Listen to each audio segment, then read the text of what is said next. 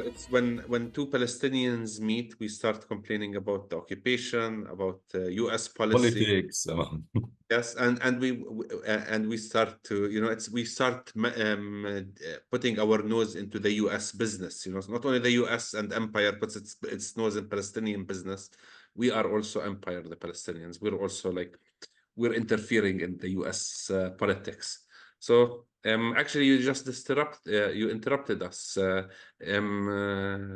Jamal and myself, we would have chosen the new president in the U.S. Started the coup. So that's why. But anyways, we're gonna delay changing the U.S. politics maybe after the meeting.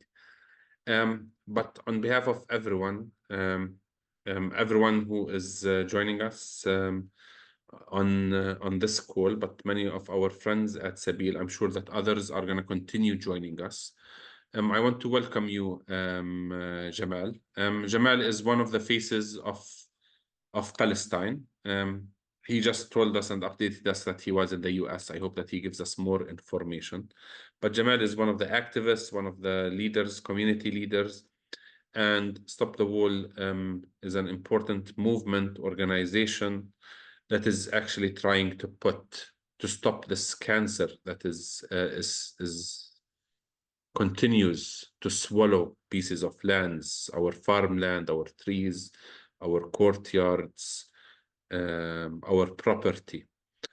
So Jamal, thank you for being with us again. And we would like you today, because this week is the anniversary of the court decision. And you're gonna tell the people who are not aware, why is this date important? What is new about the wall? And also a general update on what's happening in Palestine. And if you have an update of what's happening in Gaza, that would be wonderful. Thank you for being with us. Thank you, Omar. Thank you very much. Should we start or we'll wait for a little bit? Let's start. It's being recorded, and we're going to send the recording to others, and others will be joining. Just like, if you allow me, and I want to see how can I.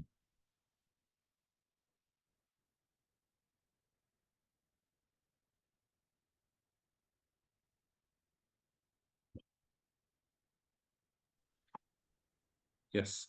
Are you having problems? Yeah, you are. You're supposed to be able to share. Yeah, I'm trying to find how can I do that? It's the green button in the middle of the screen. It says share screen. Yeah. Okay.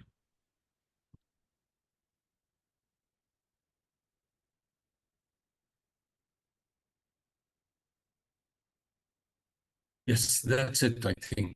Do you see it? Yes, we see it. طيب the Stop the Wall campaign started, or the Palestinian grassroots anti-apartheid wall campaign started in 2002. And in fact, it just reminded me the situation in the West Bank when what's happening in Gaza. And it's not really comparable, but at least from the Israeli plans, what was happened when they start building the wall. In fact, in 2002, you know that they invading the West Bank, the massive invasion of the West Bank. They were bombing the Palestinian organizations by fighter jets as well. And the main aim, and they called it that time the preventive war, the campaign, the military campaign against the West Bank. Nobody knows that time what does they mean by preventive war or whatever. So tanks were everywhere. We commit massacres in most of the Palestinian cities almost. You know about the famous massacre of Jenin refugee camp that time. And in June, while the West Bank is still under a full control and siege, they start in the north of the West Bank, in an area of 145 kilometers. They called it the stage number 1, bulldozing the agricultural areas. Nobody can reach from place to another. 250 bulldozers at the same time. They start from Jenin to Qalqilia, bulldozing the land deep inside the Palestinian. So, and that's where they talk about what they called it security wall. So the whole operation was it became clear why they did this massive invasion to the West Bank at that time, and they did what they did.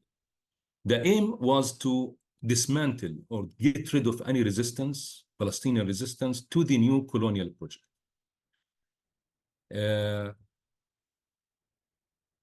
And before getting into this, like, and when we talk about dismantle the resistance, I want just to stop a little bit with what happened in Gaza. You know, even if 7th of October didn't happen, Israel was planning to attack Gaza after the feast, after October. And in fact, it's not just Israeli plan. In fact, it's a regional plan, regional reorganizing that the American administration want to do in versus the China-Russia expansion to the area, and particularly the Silk Road that the China was doing there. And you remember also the treatment, the agreement between Iran and Saudi Arabia that was supervised by the China. So China started to take a political rule also in the Middle East. With you know, the Syrian situation, Iran, Russia. So the United States or the imperialism started to feel that they are threatened. Their domination and hegemony over the region was threatened. So they start a project, and just to remind you of, you know, that countering the China Silk Road that was supposed to come from India to Dubai, Saudi Arabia, Jordan, Haifa in Israel. That was a commercial role. That will be trains, will be trucks, will be all to transfer the goods and to create this this front that bring the normalized countries with Israel together in one allies, like they called it the Arab NATO, led by Israel mainly. This is what's the plan. The other important thing is that other important big project is the gas on the Gaza shore. You know that they discovered maybe the biggest underground gas field 30 kilometers from Gaza. So in order to do this kind of projects, they have to get rid of any Palestinian resistance. Palestinians have to surrender. And take into consideration that the West Bank is already ruled by the Palestinian Authority, which they are online with the American and the Arab normalizing regimes, with the American plans in the region. So the main obstacle was Gaza. So what's happening in Gaza is a kind of dismantling. It's became a combination. It's dismantling the resistance totally, and take into consideration this fanatic fascist government that they start their government with what they called dissolve the issue, which is the Palestinian cause. So it is was an opportunity to do the massive ethnic cleansing in Gaza Strip. And that's, of course, like, wasn't the last invasion to Gaza was, and then attack on Gaza and bombarding of Gaza was in 2021, just like 2 years before 2023. And this is, in fact, the 5th big assault on Gaza, big bombing of Gaza that cost thousands of Gazans has been killed, and also like hundreds of thousands of buildings that has been leveled to the ground. So Gaza is living in a disaster, in a catastrophe, in fact. And since 17 years, the situation was happening. Anyway, so I'm not going to focus on Gaza because there's so many things to talk about Gaza, but we might go back to it when we have in the discussion that we have. But to focus a little bit on the war and what's going on the West Bank, because this is in the dust of the war in Gaza, Israel hiding under to accelerate the annexation plan of the West Bank. So there is a catastrophe in the West Bank going on. So when we talk about the wall for us is one of the major steps of the settler colonial project. And this is how we were from the beginning understanding it, and from this understanding, that's where we based our standing against the wall and resisting the wall, that it is one of the biggest settler colonial project at the time that aims to destroy any possibility of the Palestinian state, and also get rid of Oslo, because it's from their point of view, they started to put de factos on the ground that they decide how the future of the West Bank looks like. So if you look at the wall, how the geometry of the wall, and how they design it on area A and B and C on Osloman. Area A and B, which is the area A, is the Palestinian main cities that has been transferred to the Palestinian Authority. So the Palestinian had an administrative and security also ruling on the main cities. Then it comes the villages around the cities. And it's had been bordered with their built-up areas. They didn't take into consideration the fields and the extension of these villages where their resources come from, in fact. And this have been joint responsibilities. Israelis, the security, and the Palestinians, the administrative. So in total, when you talk about area A and B, it's like almost 38% of the West Bank.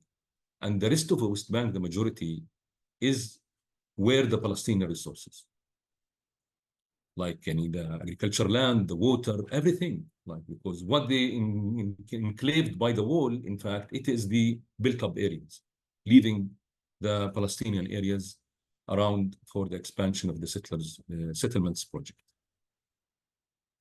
So to go in analysis, what do they want by the wall? In fact, we divide it into long-term goal and sub-goals that comes out to achieve the main goal. The long-term is dismantling and displacement and ethnic cleansing of the Palestinians. And that's clear. If you imagine the situation of the wall now, how it's encircled the Palestinian areas, like and I would say in another 20 years, the population within this besieged area, the enclaves or the Bantustans that it creating, will be flooding, and it will be tripled. So there is no space for the people. Where the people is going to go, and what's the social problems and the political problems, everything that will come out of this. So the life will be unbearable. So people choose to leave.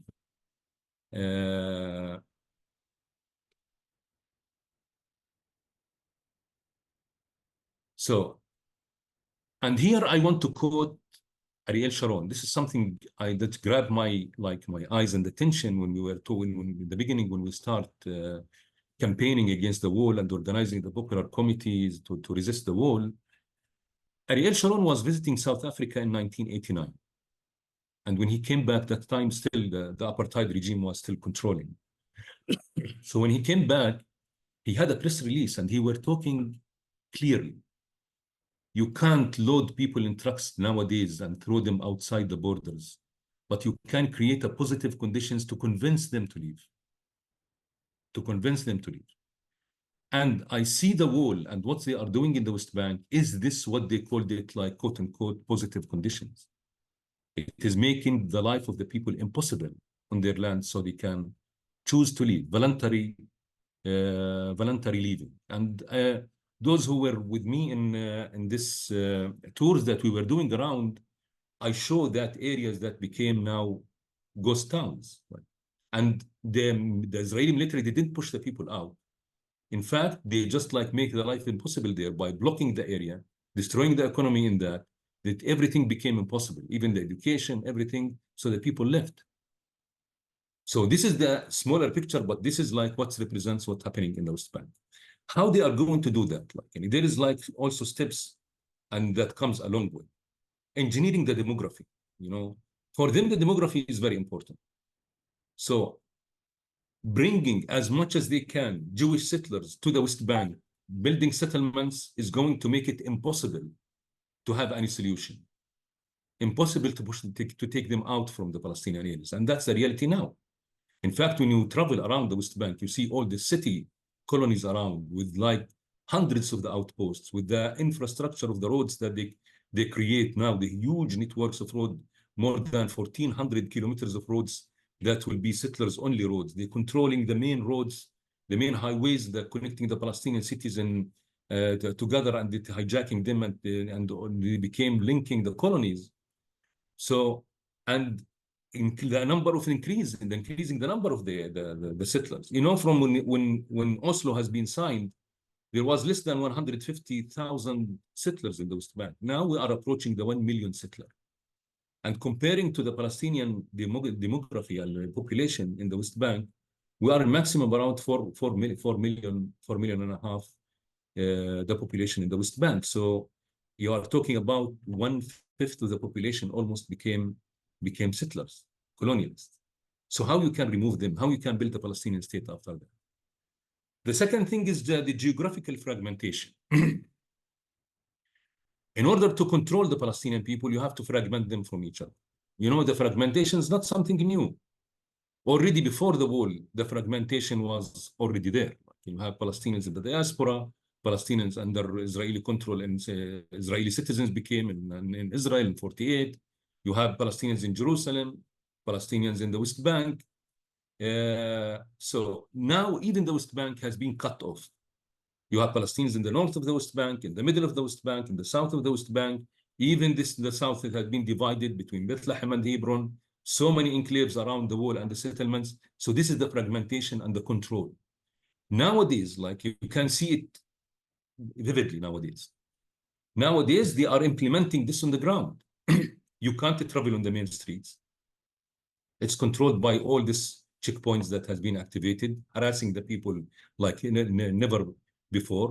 Settlers gangs everywhere with their arms attacking the Palestinian cars. So the Palestinians have to find an alternative roads that goes between the villages and the cities. So within the apartheid colonial system that we are talking about, to avoiding it.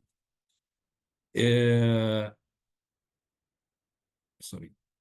Destruction of the West Bank economy. When we talk about area A and B and C, area C is where the Palestinian oil, the Palestinian resource, the water and the agriculture, the minerals, the tourism, the Dead Sea, everything. So in fact, they are controlling it totally. So what's left from resources to the Palestinians to improve their life and expand in the future and for the next generations? So nothing, in fact. Like they have their own enclaves that the maximum the Palestinians can do is working in the black market labor in Israel.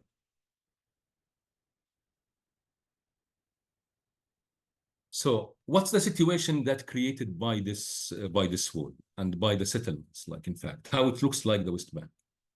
And here I'm talking about before the latest war, genocide in Gaza. You have around 800 kilometers of apartheid wall besieging the Palestinian cities and villages in the West Bank. Jerusalem is isolated by 180 kilometers long wall, which is that in the project of what they create, what's so-called the greater Jewish capital, Jerusalem as a greater Jewish capital.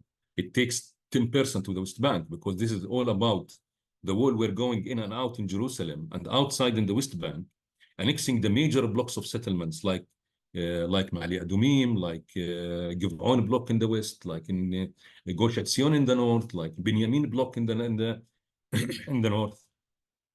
So in fact, by this, what's so-called the Greater Jerusalem, by the wall, what they did, one of the biggest ethnic cleansing projects that nobody talk about and is not visible, which is they get inside this walls, what's so-called the Greater Jerusalem, 211,000 settlers became part of the city, and they exclude and isolate from Jerusalem 22 Palestinian villages with total of 225,000 Palestinians. So get out from Jerusalem, 225,000 people in 22 villages and get inside 200,000 cities. This is engineering the demography that we're talking about, because the whole plan of Jerusalem is to reduce the number of the Palestinians or the percentage from 35% to 12%. So this is how they try to control the whole demography and make the Palestinians as minority in their city, and this apply also to the West Bank on the long term. Gaza, it's already isolated since 2005 with 230 kilometers of wall, length 6 meters deep in several districts. Number of colonies, like in the West Bank, reach up to 198 colonies. Number of the settlers, as I said today, is around 850,000 settlers. The outposts, this is outpost, is like another story.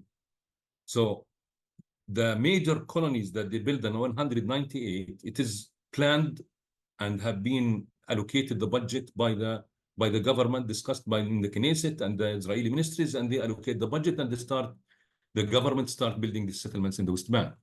And this is create a kind of I want to say it's like, of course, the world is opposing this, even the American administration opposing literally, like in speeches, in speech, like the building the settlements. Europe the same, but they are not taking any steps to stop that. So in avoid of this criticism, they start with the outposts. Outposts, settlers that goes on the top of the mountains, and they put caravans and start settlements. And in fact, like it's not true that the Israeli government is not aware about this. No, when you look at the location of this outpost, it's very strategic, very well planned. It's connecting the main colonies together. It's taking a huge amount of land from the Palestinians and also separated the Palestinians from their agricultural land. So we're talking about 200 outposts, means that 200 colonies in the West Bank. This is the pastoral outpost. This is another new kind of colonies that they started after 2018. And now it's about 105, like any pastoral outpost, because there is so many has been built since October until now. So this outpost, what's the pastoral outpost? Pastoral outpost is they bring like few number of settlers, most of them young settlers, like maybe 5, 4, 2, 3, and they give them cattle, sheep and goats and cows, and they station every one of them next to a Palestinian Bedouin community. That's how it started. So the aim of this is to push the Palestinian Bedouin communities out from there, ethnically cleanse them. So, and that's in fact became for them is very effective. Nowadays, when we talk about the current situation a little bit further, like I will show you how this has became the main way of pushing the Palestinian out and taking and stealing the Palestinian land. So this is like this pastoral settlements were outposts were controlling 300,000 dunums, like almost 88% of the area C. The industrial zones, there is after Oslo, this industrial zones started after Oslo. The aims of this industrial zones, in fact, is to connect the settlers' life in the West Bank itself. Because before the first intifada in 80s and 70s, the settlers is using this settlements like in hotels, like they are coming there, sleeping there, and they go work cross Green Line, and they go work inside Israel, Tel Aviv, and several other areas. So the plan after Oslo that shows like Oslo have been used just like to strengthen the colonizing of the West Bank no more.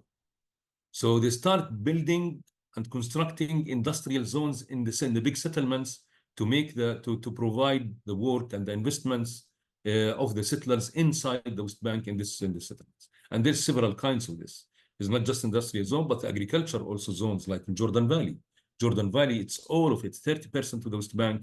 It is, for them, it's like an agriculture industrial zone because they're controlling 95% of it, controlling the Palestinian 85% of the Palestinian water, and they are planting like millions of dates trees and different grapes and different kind of other herbs and other agricultural production.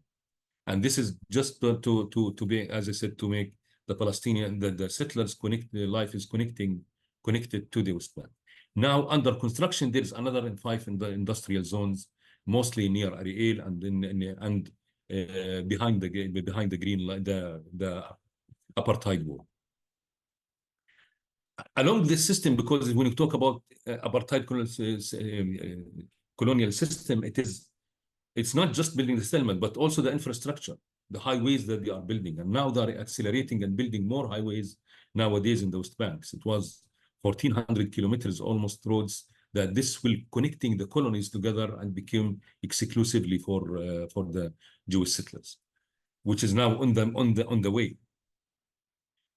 Then the checkpoints, there's permanent checkpoints and there are flying checkpoints. Permanent checkpoints usually is on each city, Palestinian city, there is a permanent checkpoint there. And there's flying checkpoints in the main roads between the Palestinian cities and the together, or between the Palestinian villages that always nowadays it became like hundreds of them everywhere in the West Bank. There's 156 closed gates. These gates that they open in the wall, they construct in the wall, supposedly to facilitate the Palestinians goes to work in their land that became isolated behind the wall. But in fact, they are all closed. They open them just in certain times in the year, like in the olive picking season, with a very strict coordination. That's before the war. So it has been reduced massively, the number of the people that they have been reaching to their land. Almost 9% of the West Bank isolated behind this apartheid wall, and it's all agriculture area that the Palestinian farmers can't reach anymore. In fact, 150 Palestinian villages all along the wall, that most of their land became isolated behind the wall. And this 100 villages, they were depending on the agriculture and on their land that became not anymore able to reach their land. So it became like either they became workers in Israeli labor work, or trying to find another work within the Palestinian Authority or within the Palestinian private sector. There is also 11,000 Palestinians that became isolated totally behind the wall. Like in some, for example, in Betiksa or in Nabi Samuel, it's the whole village is isolated.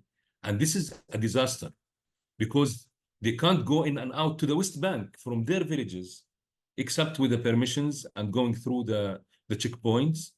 And nobody can get in there. If I want to go to visit anybody in the village, it's not allowed. Nobody can allowed to visit them. Except if you would just apply for a permission and you don't know if the permission for this guy will be in there. So there's so many practical problems for them. Like if anybody, his car has been stopped, he want to repair it.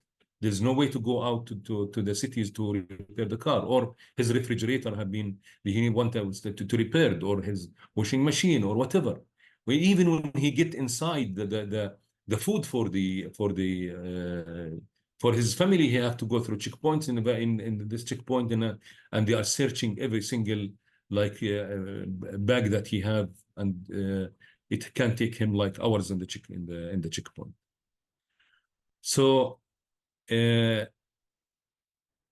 fact, when you talk about this situation in the West Bank, like what's left from the West Bank, in fact, settlements is everywhere.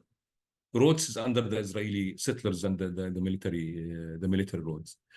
In fact, when you talk about the colonial project, it's almost there. They achieve in a way the plan that they want. They have huge blocks of settlements there. It's removable. And what do they need now? They need to legalize this, to make the international community accepting it. So what's the way for that? It was Trump. So when Trump came to the power in 2017, this was the main thing on his table, which is when they called it the deal of the century. The deal of the century, in fact, is aiming to legalize the occupation and the colonies in the West Bank. When we put it in the right political context, they want to dissolve the Palestinian issue. So they start with recognizing Jerusalem as a capital for Israel. They recognize the settlements as housing project for the Israeli civilians. So legalize the settlements. This is happened that time. And also they start attacking the UNRWA. The UNRWA heavily, and Trump was cutting off the help on the UNRWA. There is nothing called refugees. We should get off the UNRWA, the United Nations organization that established in 1948, especially for the Palestinian issue. So what comes in fact of this deal of the century, and before going to that, something very important happened in 2018, which is the Jewish national state law. This is very important, that has been issued in the Knesset, which says clearly that the Jewish people have an exclusive and inalienable right in all the areas of the land of Israel, from Palestine, from the sea to the river. So he talk about Galilee, Negev, Golan Heights, West Bank. All this is the land of Israel. So this, when they talk about this, when they issue this national Jewish state, they deny any rights for the Palestinians in their land. So it became neither in the West Bank nor in Israel itself, against, and threatening the future of the Palestinian, in fact, who's living inside Israel as Israeli citizens. In 2020, they get out the annexation plan. The annexation plan is have been getting out by a joint team, Israeli-American. So this has been approved by the American, the annexation of the West Bank. So in fact, what you see in the map here is all the areas in white that supposed to be annexed according to the which is Americans accepting it, which is mostly, it is an Israeli plan, it's not an American. All what the Americans has to do is to promote it and to adapt it. So I don't want to go into details of the map because it's like even this became behind the back of the Smotrich and the Israeli government. They started colonizing and destroying the Palestinian houses in Area B even. So nowadays they are controlling 80% of the Palestinian areas, by the way, not 62% as it is in Oslo or so yeah, in 2022, when this fascist government take the power in Israel, they did announce their plan in the West Bank, and it is going about dissolving or solving the problem of the Palestinians, solving it, and has to go like any sharply and very, very, very quickly.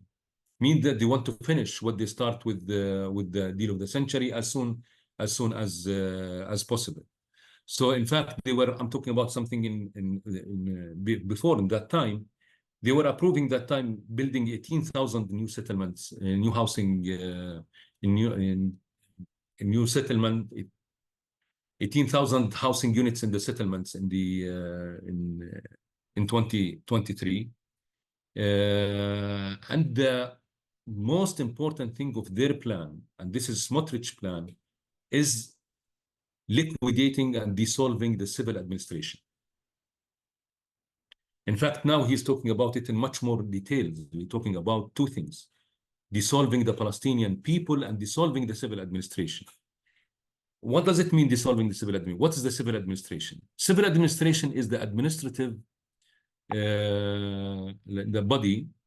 military body that ruling the West Banks.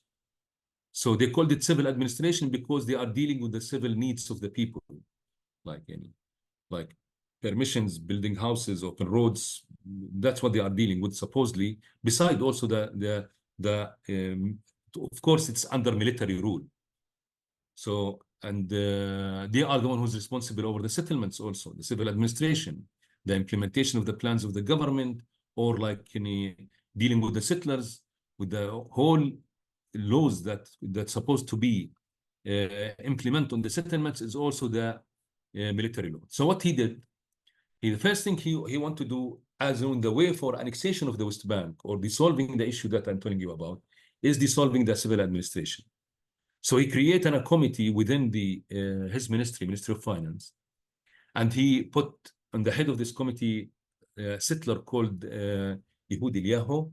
He is the head of the Settlements Council, Binyamin Settlements Council, in the middle of the West Bank. And so he put a plan that within 2 years, he wants to transfer all the responsibilities of the civil administration to this committee. The second thing is the annexation, the laws that controlling the confiscation of the Palestinian land. He also wanted to transfer the responsibility of these laws from military laws under the civil administration to the civil laws inside this administration. In fact, what does this mean? This is unannounced annexation to the West Bank by the laws and by creating and doubling the settlements. On the list of this, what was happening during this also plan is legalizing 63 outposts. This is the outpost that I was talking about, the 263 of them has been put on the list to legalize in within this 2 years, and it's already they started with this and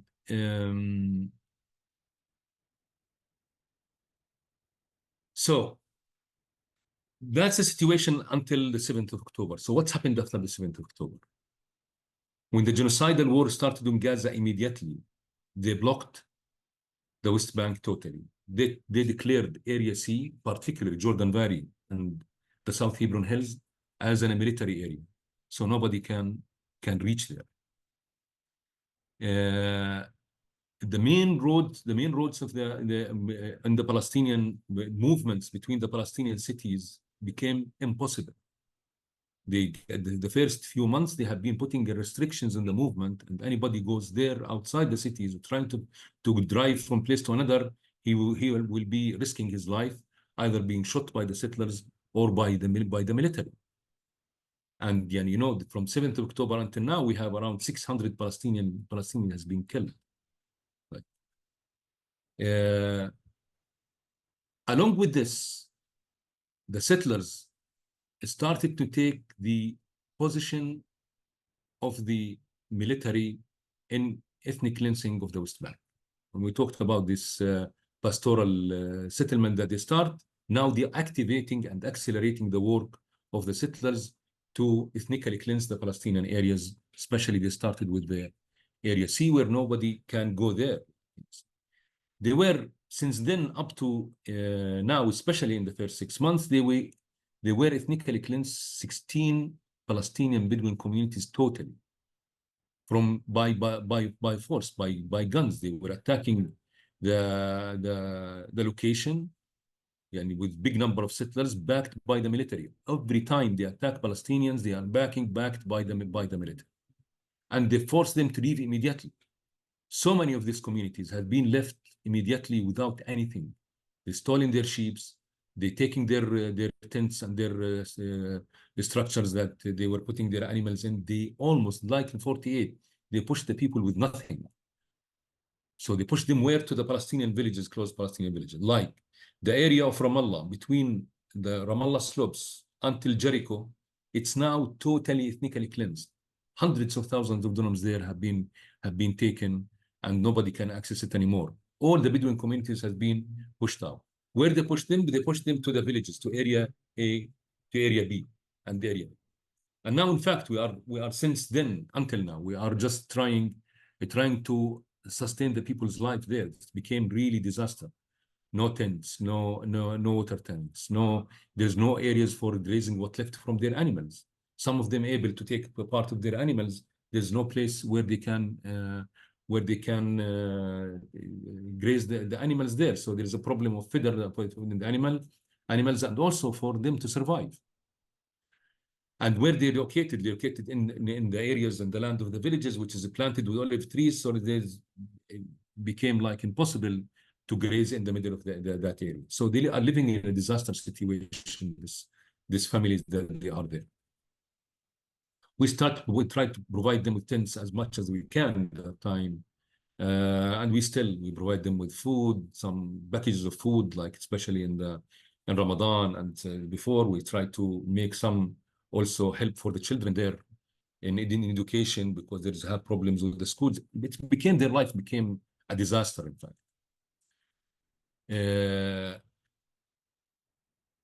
It doesn't stop with the Bedouin communities. They start moving with all their attacks, massive attacks, fascist attacks on the Palestinian villages in the West Bank. And even before, that they burned Hawara, Turmusaya, but nowadays, since 7th of October, they are systematically and almost daily attacking the Palestinian villages.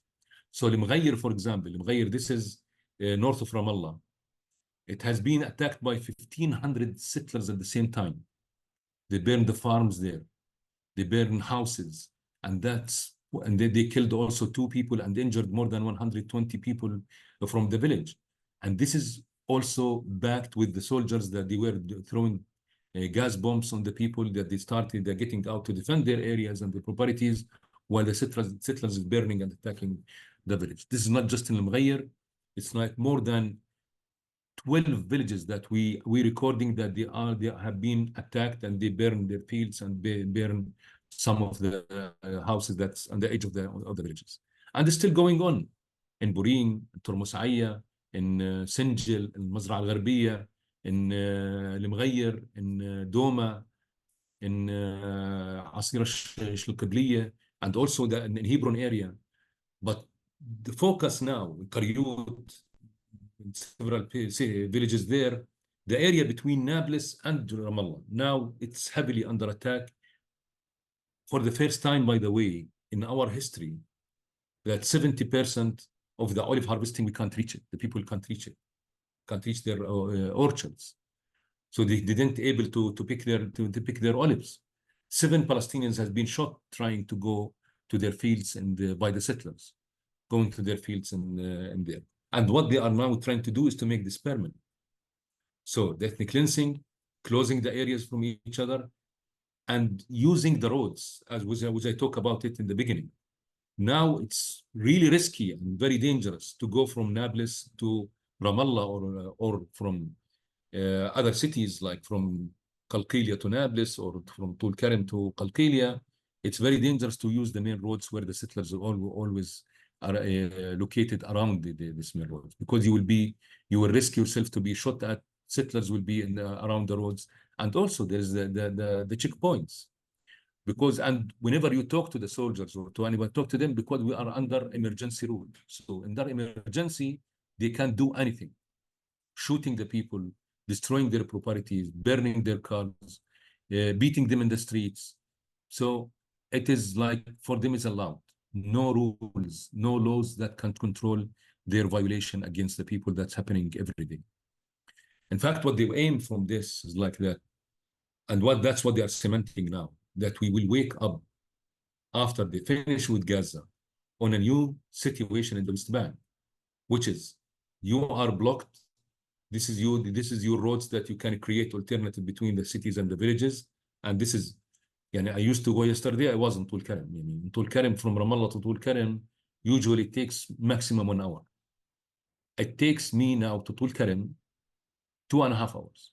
I have to go through villages, avoiding the main roads, avoiding the checkpoints to arrive there. And this is the situation. And you see, even like in the checkpoints that you have to go through. Like, for example, when I get out of Ramallah yesterday, I moved from Ramallah at 8:30. The checkpoints in what's called Beit El, it was a queue of cars. It's like 1 kilometer, and it's not moving. So then I tried to go from the another way, which is Ayun al-Haramiyya in Sinia. I find the same. So I have to go back to Ramallah, back again to Bir Zayt, and from Bir Zayt to go on the bypass there. And I have, by the way, I have an Israeli blade car. So for me, it's a little bit easier than the West Bank cars. So it takes me more than an hour and 10 minutes just to go out of Ramallah. And this is the life of the Palestinians since October until now, and it's continuing. That's other than, this is one part. The other part that they are doing, they are targeting the refugee camps. One of the aims of the visit yesterday, I was taking a journalist from Middle East Eye, another journalist to the Nur Shams refugee camp. Nur Shams has been raided so many times. Every time they raided, they killed 5 people, 6 people there. Sometimes the invasion before the last one, they killed 14 at the same time. They start bombing from the sky, like bombing with the fighter jets, like bombing the people there. So what I saw there is exactly what I saw happening in Gaza. They destroy totally. They dig the main street, even not the camp street, the main street in Tulkarem that connect Tulkarem with Nablus. 3 meters deep in the ground, they were digging the street. They were digging to reach the sewage system. So the whole street is flooded with the sewage that time because they destroyed the sewage system. The water network has been destroyed, and they were destroying it. And every time the municipality repair it, they in the next invasion they came with a bulldozer and destroyed it. So you go there, you see like 300 houses that has been destroyed in 2 invasions. And they get inside the D9 bulldozers. It's a very huge bulldozer that they're using in Gaza, inside the narrow roads of the camp. So what the bulldozer did, in fact, it's destroying all the houses in this road. The road used to be 2 meters, it became like now like 9 meters, because they destroyed the houses on both sides of the roads. They destroyed the honorable places, kindergartens, health clinics. It's all they destroyed. They bulldozed without any reason. So the aim is just like to make the life of the people in the camps impossible, and then them to leave. 400 families already left from just Nur Shams refugee camp. And the people is telling us, like, whenever we hear that there's are coming, most of the people is left, leave, and then they come back after they withdraw from the camp. But also, like, the people staying there without water. The municipality of Turkana working daily in order to bring back the network of the water network to the refugee camp. And in fact, the municipality of Turkana became bankrupt, because every time they come and destroy, they started to repair again, and they have no capacity to continue like this. So in fact, we will do some kind of funding and donations that we bring from people in order to support the people there, like at least with the water, with some basic needs that the families, just to prevent the fleeing from the camps. And here we're not talking just Nur Shams. There's two refugee camps in Tulkarem that targeted, Tulkarem refugee camp and also Nur Shams. Then in Jenin refugee camp, Balata, Askar, Al-Far'a, in Aqba Jabr in Jericho. These refugee camps under ongoing attacks and destroying of their properties. So this situation, where it's going to lead, in fact, like what we are seeing is going on there. Smotrich have been just a week ago did a kind of briefing for what did he achieve. He was talking, and here, like from a document that he was sharing, he was able to build 15 new settlements, confiscate and turning into from private land to state land 26,000 dunums of Palestinian private land. They take it to expansion of the settlements. He's talking about that he succeeded to build 21,000 housing units in the West Bank, and spending 7 billion shekels on the infrastructure. If you come, you see the highways that they are building in the West Bank nowadays. It's unbelievable. 7 billion shekels, it's like $2 billion on the infrastructure. Moreover, what he's proud of, that we dissolve the laws that were controlling and obstacling the confiscation of the land. So it's mostly now directly, not from the civil administration, but it goes directly from his ministry. And the most dangerous of this is like what he's talking about, area B and C. So he said, we started destroying Palestinian houses in area C, in area B, in the villages, that this is supposed to be under Palestinian control, and also in area A. So for him, this is nothing anymore in area A, and this holy classification, which is, by the way, classification, this is supposed to be temporary, and it's supposed to be ended in 1999, from 93 to 99, according to Oslo, and they did divide the Palestinian areas into area A, B, C to enable the transformation of the land from the Israeli control to the Palestinian Authority control, from area A, B to area A, then from area C to area B and area A. So supposedly in 1999, they will transfer all these areas to the Palestinians. So that's where they dealt with it as an effect, part of what's so-called Israel from the sea to the river. So the other thing, the attack of the Smotrich on the Palestinian Authority. He had a plan to dissolve the Palestinian Authority, to make it fall apart. And there is a huge fight between him and the Americans on this. The Americans very upset about this, and the Europeans as well. They are pressuring like hell. So lately, he just released some of the Palestinian money that they collect, which is they call the taxes money that they collect, which is billions of shekels now. They transfer part of it to the Palestinian Authority to prevent it from collapsing. But in fact, his plan is to collapse the Palestinian Authority. Why? Because he it's still for him, the Palestinian Authority is representing situation connected to the international law, and this is could end up in a Palestinian state. So he don't want any representation or any mention for a Palestinian people. So he want to dissolve the Palestinian Authority and goes back to any kind of ruling that they can put, like families to rule the ghettos, or like villages leaks like before the first Intifada in 80s. It's not because the Palestinian Authority is good. For the Palestinians today, the Palestinian Authority is a collaborator system. They are agents to Israel. They are the one who's now like chasing the Palestinian people. They want to prevent even the demonstrations in solidarity with Gaza. This is not nobody talk about, but somebody you have, it's enough. You can't just like keep it inside. But in fact, they are totally co-oping with the Israeli and the Americans' pressure in the West Bank, and they are working against the Palestinian people and against the Palestinian any form of resistance to the occupation, even with the demonstrations. But at the same time, we don't see like any reward. The Americans, what did they do to stop the settlers' violations and the settlers' crimes in the West Bank? The same with the government and the expansion of the settlements. So in fact, the Palestinian Authority became used an umbrella to continue and finishing their ethnic cleansing plans and this system of apartheid that they are doing in the West Bank. I just want to. No, I'm stopping here, Omar. Just like this is what I'm wrapped We up. don't want to stop because we want just to open the space for questions. Yes, definitely. I finished already. Thank you very much.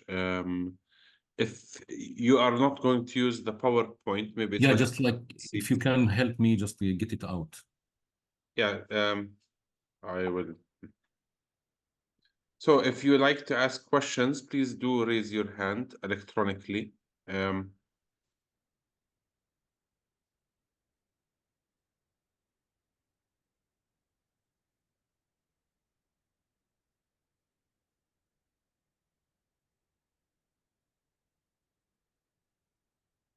don't know what's the other problem. So yes. Yes, Carla. Hi, Omar. We have had two questions posed in the chat. One person was asking where the money comes from, and another person asked for comment. They said, we read that Israel is collapsing, that over 1 million Israeli citizens have left. Can you comment on that? So a question about the money and a question about Israeli citizens leaving.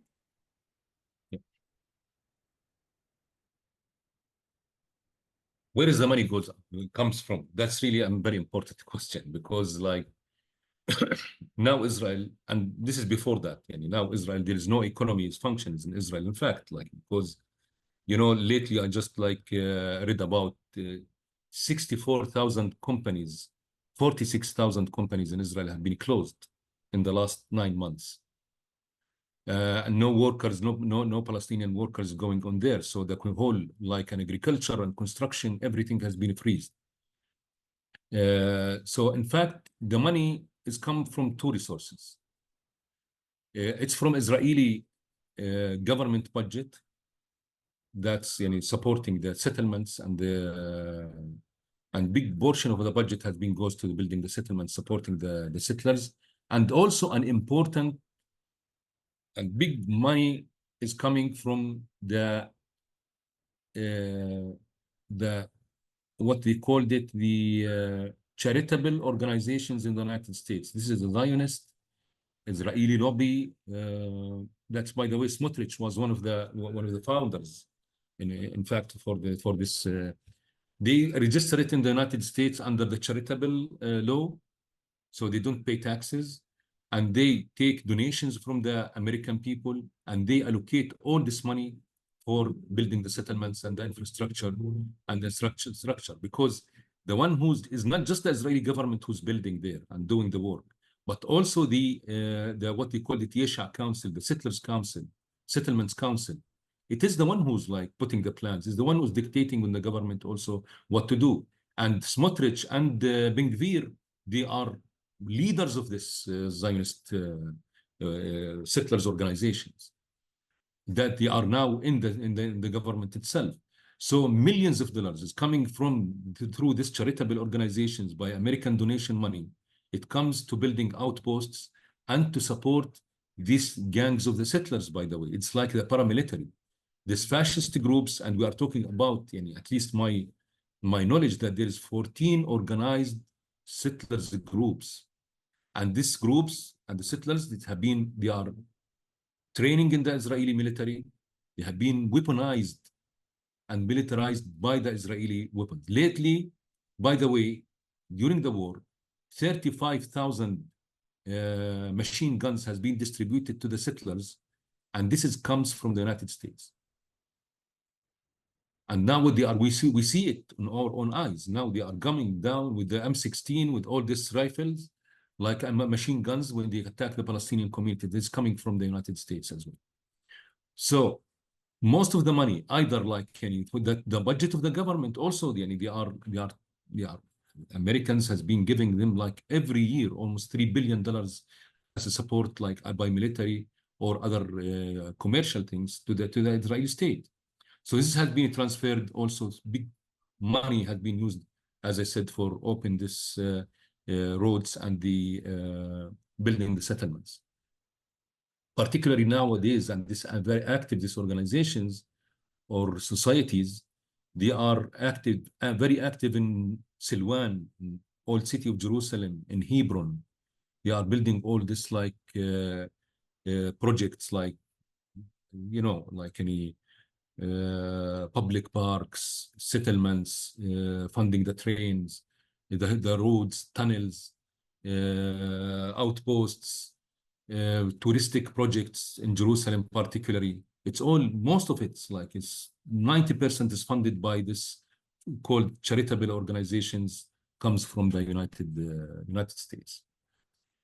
The second question also is very important, by the way, and because we are watching clearly what's going inside Israel. What's going inside Israel started, I would say, started from the first moment when Israel established. Israel based itself on racism and racial discrimination, not just against the Palestinians, by the way. It's between the Jews themselves, the Eastern Jews versus the European and American white Jews, the Jews that comes from the Arab world, the Russian Jews, the African Jews. It's all like it's the level of racism inside the Israeli society is very high. If you want to go back a little bit, when this fascist government, in fact, it represents as they said, this is the discriminated Jews, like the Eastern Jews, the others.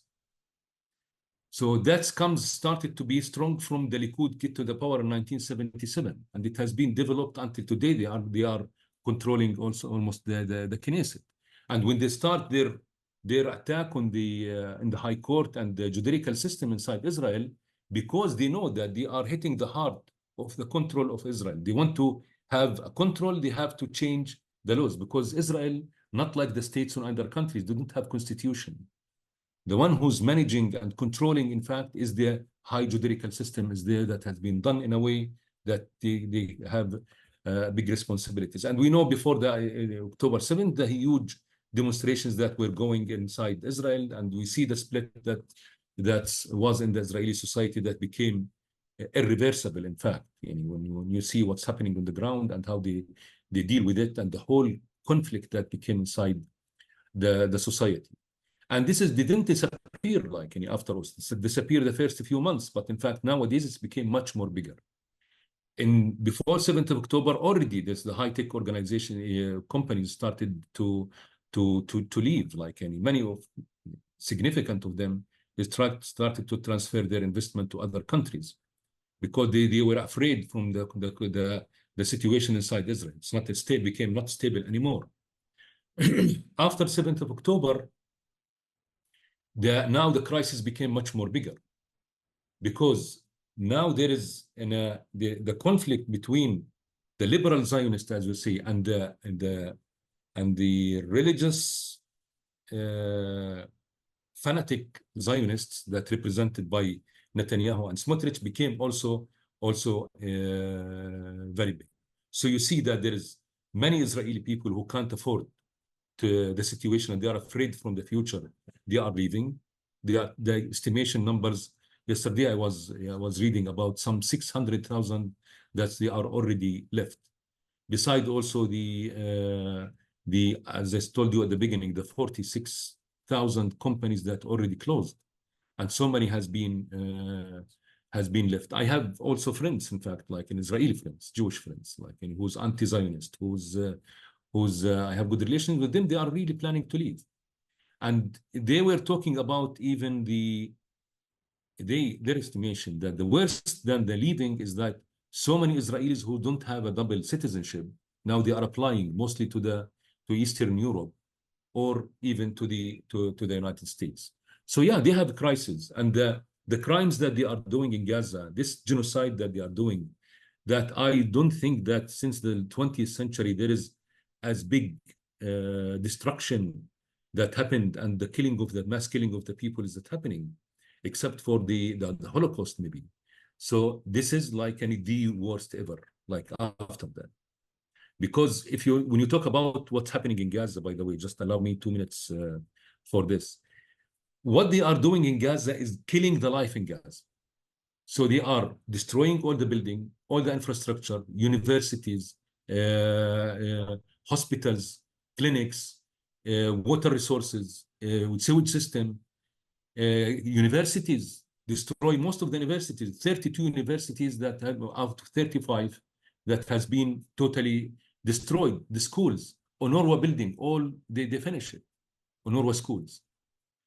So when you talk hospitals, as I said, so when you talk about today, as over 38,000 people have been died, and around 17,000 are women, are children, and more than around 10,000 are women.